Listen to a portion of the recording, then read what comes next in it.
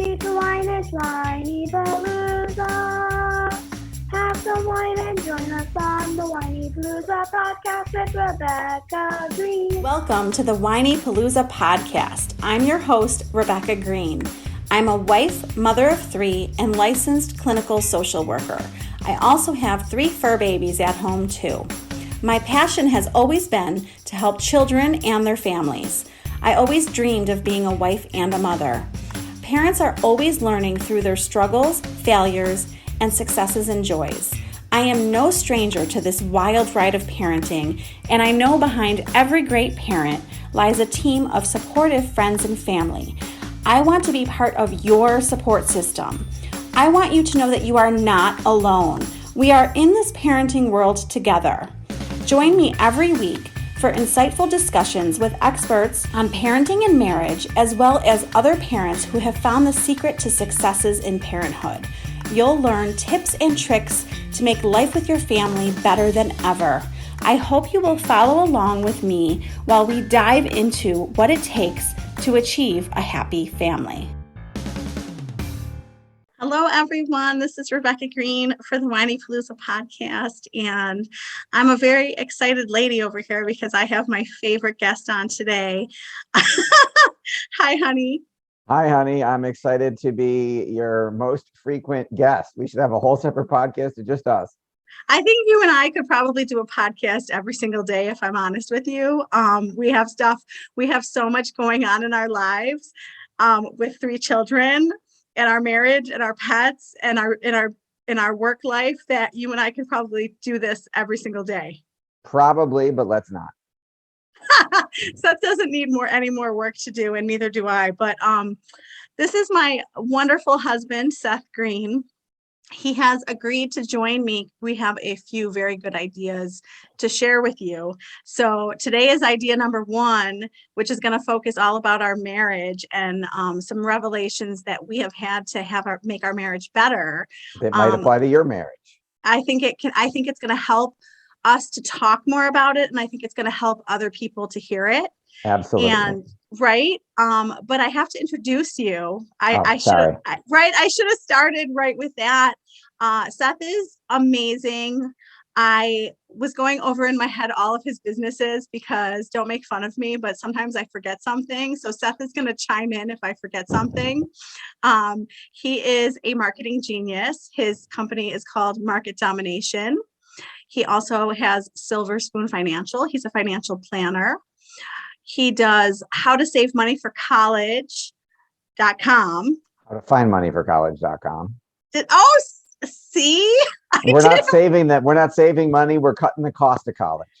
So Seth has really honed in on helping people with finding money for college. Yeah. So if you have children, you definitely want to connect with him. And I am very lucky to have him to find money for college for our children. And he also has BMD Publishing, and has published so many books and has a million podcasts going on in his life that him and his team are managing. I get to be one of those many podcasts, and I greatly appreciate him and how all of his businesses benefit me and our family. You did a great job, honey. That is accurate. Okay, so anyways. I could talk about Seth forever, but he is very good at keeping me on task, so I'm sure he will do that today. So let's jump into our topic. And I just want to give you a summary of what was going on in our lives. I tend to come at Seth with a lot of things that I'm thinking all the time.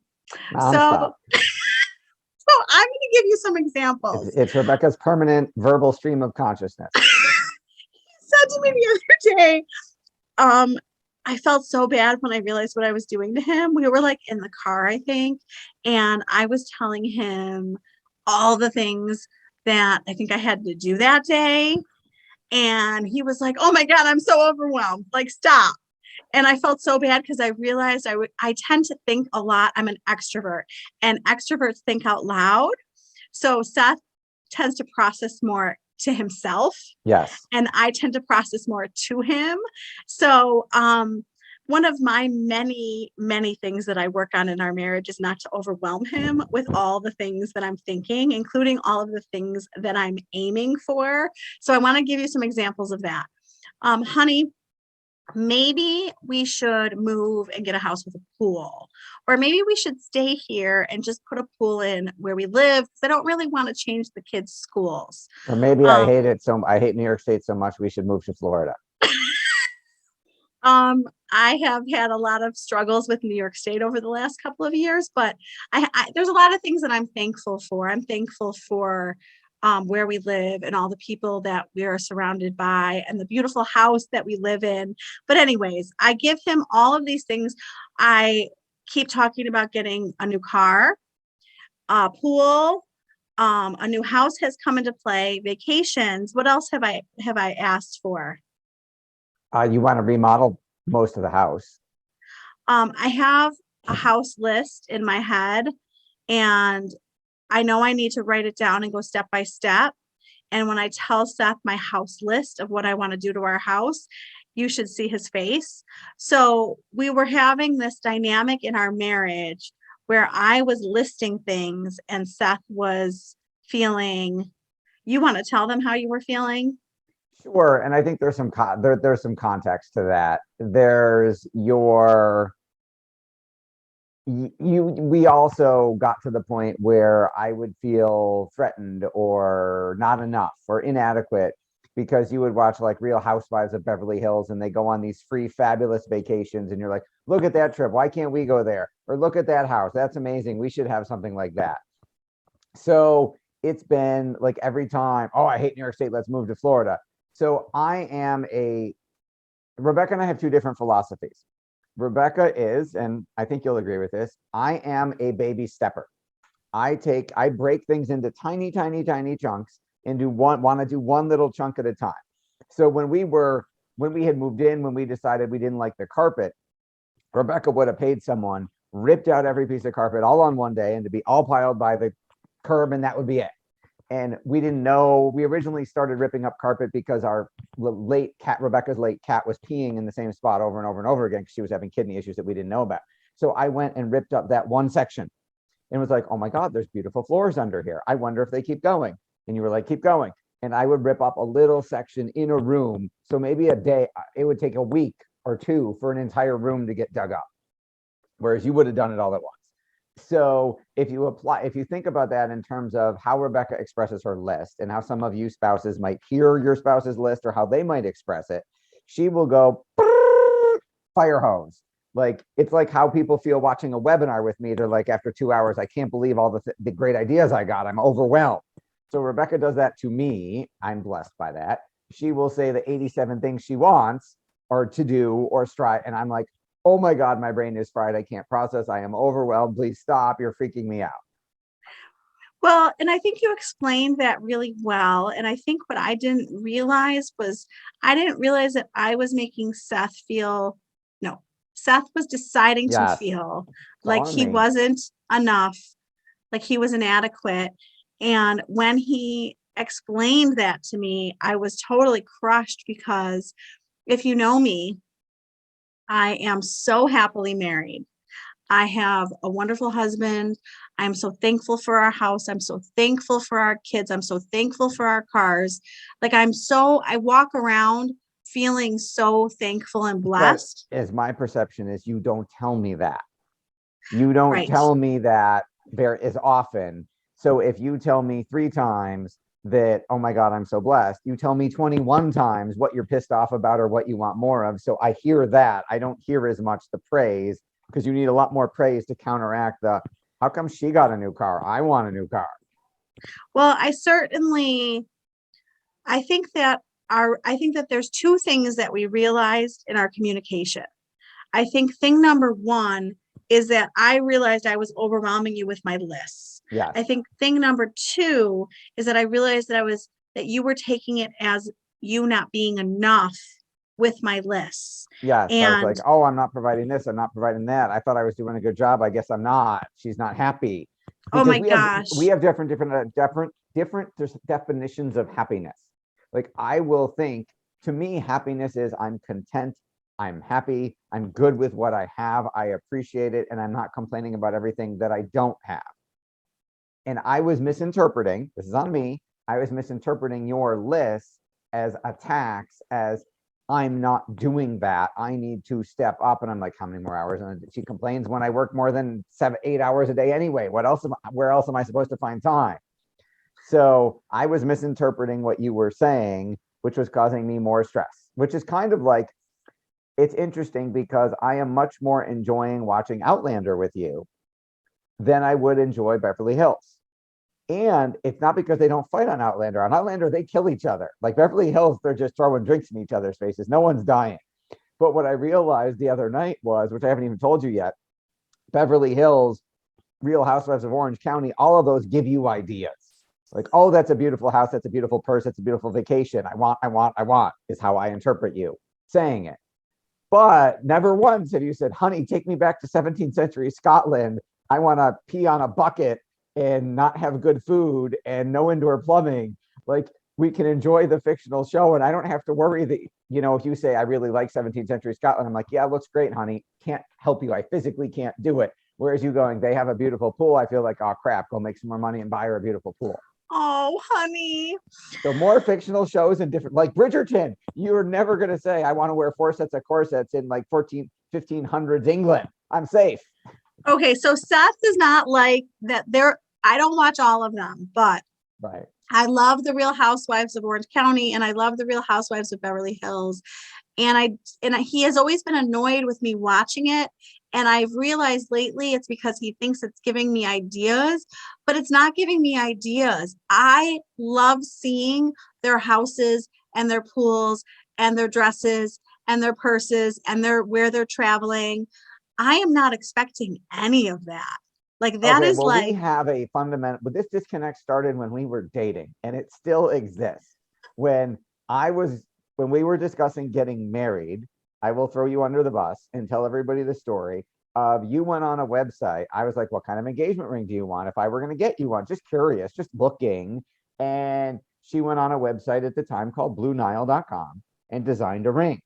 And I looked at it and saw this very expensive, beautiful ring and said, oh crap, I'm not gonna be able to propose anytime soon. It's going to take me way more than 3 months salary to save up for that thing. And I didn't ask her any questions. I just said, oh, that's what she wants. I got to work on that. And she was like, he asked me what I want in a ring. Why isn't he proposing already? I don't understand. I know he wants to marry me. And it was because I didn't ask you any questions and assume that that's actually what you wanted. And you didn't tell me, ha, honey, I was just dreaming and kidding. You didn't know that I thought you literally wanted that ring. So we're still playing the same dynamic where you go, ooh, look at that person. They have a beautiful pool. And I'm thinking, oh crap, I got to go buy that $60,000 pool. okay. So first of all, I would hope that in our it's going to be like 18 years. I think we've been together for like 18 years. I would hope that you have learned, and I see that we're still playing the same game. Yeah. I would have said yes to a $100 ring that you bought. I mean, it didn't need to be the $5,000 ring that I showed you, first of all. It was Second more of than $5,000. Was the it like ring 10? that you showed me was over 10. Oh, geez. Okay. As far as the pool, I was telling Seth the other day that I am not aiming for the $60,000 pool. So we need to have more of a pool conversation. But what I want us to explain to everyone is that I started to explain to Seth that I don't tend to, like, Seth just wants me to just be happy, which I am. I am just happy, like just how things are right this moment. And I will work on telling him more. And what I want to say to Seth and all of you is I don't tend to stay stagnant, Nope. Whether it's work or kids or pets or goals in life. I tend to have goals. So a goal of mine is to get a pool. A goal of mine is to get a new car. And so this is a very fundamental, important lesson, and I'm interrupting, and I'm sorry, yes, for every married couple or couple listening or watching this, because for years we had this conflict, and it didn't start to improve in my perception until recently. when I was always like, can't you just be happy? She said it. She just quoted me back to you guys. She said, I would say, can't you just be happy? And she asked me a brilliant question. It was a couple of weeks ago. I don't know if you realize this. You were like, are you ever just happy at work? Aren't you always learning something? Aren't you always growing? Aren't you always trying to get to another level? Aren't you always improving things? I said, oh my God, you're totally right. And she said, you have goals at work like every single day. I'm like, yes, we have daily goals. And she said, well, shouldn't we have goals as a couple? Shouldn't we have goals together? Shouldn't we, whether it's a pool or whatever? And I said, oh my God, you are absolutely right. Treat our marriage like a business. What are our goals? What are we trying to get to? And then you said, well, the pool is a goal, or remodeling this room is a goal. And I said, oh my God, now you're speaking my love language. Not a love language, you're speaking my language. Like when you said this is a goal, I said, instantly started translate. The stress went away.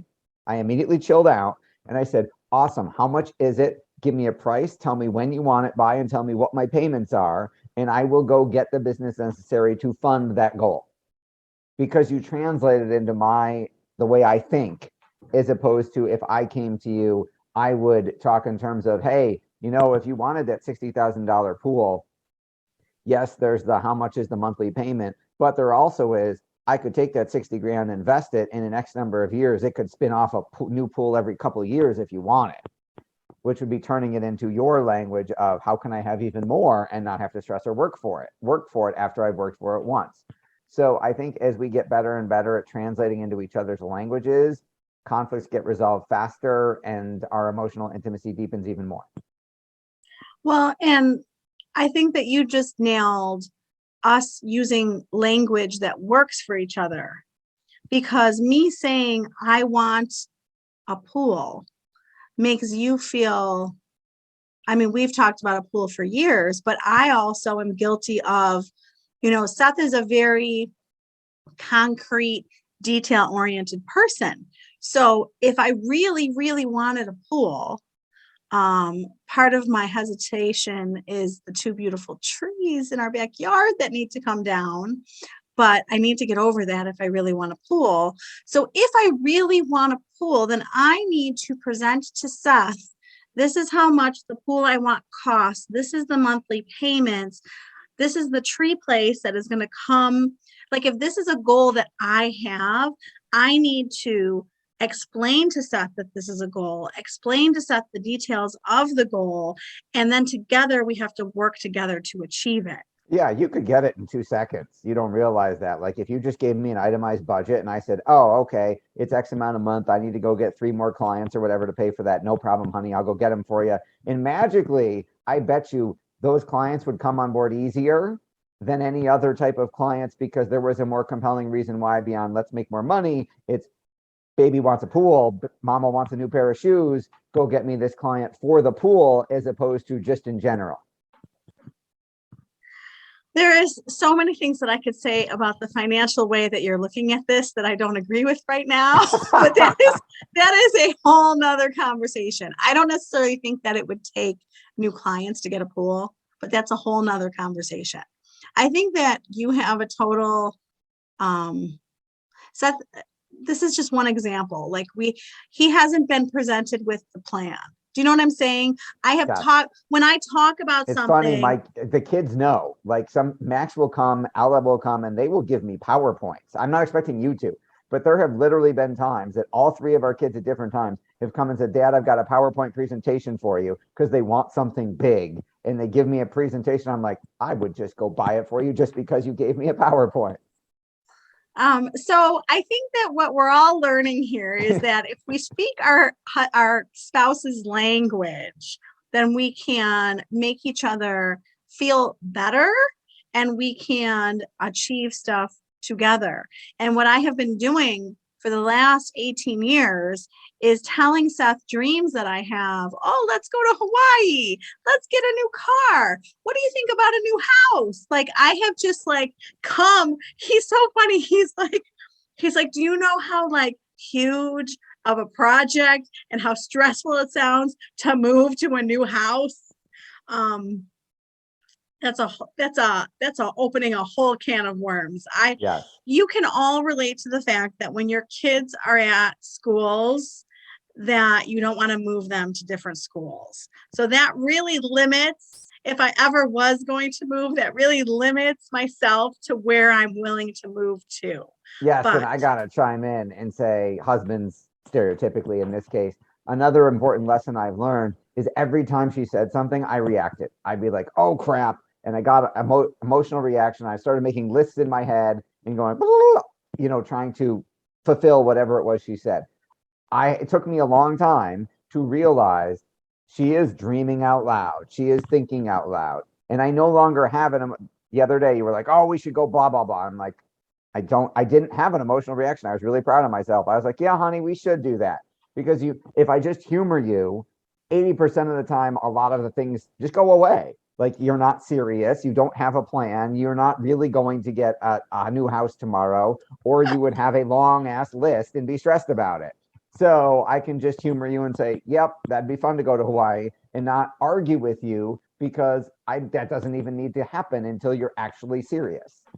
oh my God, that's so funny. We learn more about each other every day. And our kids even said something. What did I learn about you the other day? Do you remember that you didn't go to Darien Lake as a kid? Yes. Do you remember that conversation? I do. And our kids were like, "You're still learning about dad?" And I was like, "Yeah, I didn't know that he didn't go to Darien Lake as a kid." I don't think my parents ever took me, and I do not remember any trip in high school where we went. I may not have been at school when that trip happened. Sure. I may have chosen not to go. I remember the chem-free senior year ski trip. So I remember that one, but no, I don't remember a school trip to Darien Lake. Did you go skiing? I attempted to snowboard. Okay. I had never had any lessons. I wonder if that I was my there. Only experience. No, it was my senior year. You had graduated already. Okay. Because I went to my senior year. Yeah, you agreed your senior year. You signed the thing saying I won't do drugs all year, and you got the free trip. Yes, I did do that. I remember wherever we went. Yeah, see? So Seth and I went to the same high school. He was in the grade under me, and we did not really know each other in high school. Nope. But yeah, I'm still learning about him, and I'm still learning how to better communicate with him. And I can't express to Seth enough how I have to do it. I have to consciously do it more often. I am so happy. I am so content. I am so blessed.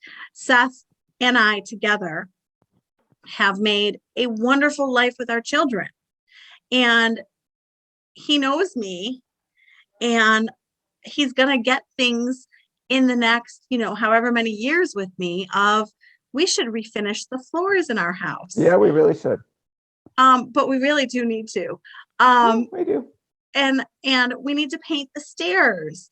And I'm gonna say you want to paint the stairs, and you want to. None of those are physical needs; they're wants. That's just okay. So I don't need anything except clothes, shelter, food, safety. Some love. Yeah. Like, we need those things. Yes. The other things, I'm going to knock over my ring light. The other things are extras. So our life is fantastic just how it is right this second. And there are goals that include home improvements and travel and things that, and you probably have goals as a family too. Maybe there's somewhere you want to travel. Maybe there's something you want to do to the house. So this is something that is like, it's never going to end, but it doesn't make you any less that there are always things to achieve. That is very helpful. I feel terrible that I ever made my husband feel inadequate. He's amazing. He works his buns off. You don't work 8-hour days. Do the math. I didn't say I worked 8 hours. I say you complain if I work more than 8, which is obviously, since Max started football, a lot, every day. So Seth takes Max to, Seth gets to work, I would say around 7:00 a lot. Yeah. Right? Yeah. And he doesn't come home until, whenever his meetings end. So it's usually 5-ish because I have to get someone to somewhere. I usually have to get someone to it's usually between 5 and 6 o'clock. Yep. Is typical. And it's a long day, and you work really hard. and you're very appreciated. And I think you're fantastic. And I think our marriage is fantastic. And I think our life is fantastic. And I will work on communicating that and communicating other stuff as goals that I have that are not needs that we can achieve together. Love it. So hopefully we have amused you, given you a laugh. Entertained you for sure. What'd you say? Entertained you. Entertained you, brought you a little bit into our lives, and shared with you some marital tips to hopefully make your marriage better. Right. You might resemble this remark one way or another. I would say people probably relate to this. And I think if you and I are having some sort of conflict, that other people are too. Amen. So, anything else? I think we covered it. I think we gave some valuable pointers and some lessons, and I am sure there are husbands and wives out there in either role who have experienced something similar to this, and hopefully this helps. Awesome. Well, I appreciate you doing this with me. We have a couple more that we need to do. We're going to do a Father's Day special for you, and we're going to do a birthday special because my birthday is coming up, and I love my crazy, busy birthday month. So happy June, everybody.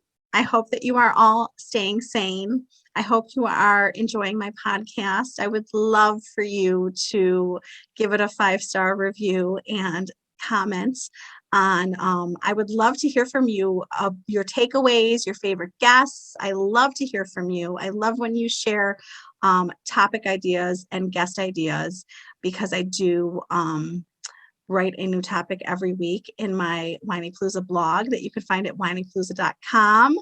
Go find my app that Seth created for me, the Whinypaluza app. I'm on TikTok. My girls got me on TikTok, so come find me there at Whinypaluza Mom. I keep spreading my wings and having fun. So I hope you're enjoying all the content, and I can't tell you how much I appreciate you all. So this is Rebecca Greene, reminding everyone to spend every day laughing, learning, and loving. Thank you for tuning in to the Whinypaluza podcast. If you like what you heard, please be sure to subscribe so you never miss an episode. While you are there, leave a review. I love to hear your feedback. Thank you so much for listening. Until next time. This show has been produced by Market Domination, LLC. To discover how you can have your own show completely done for you and turn it into a real published book and become the authority in your marketplace, go to www.marketdominationllc.com/podcast offer.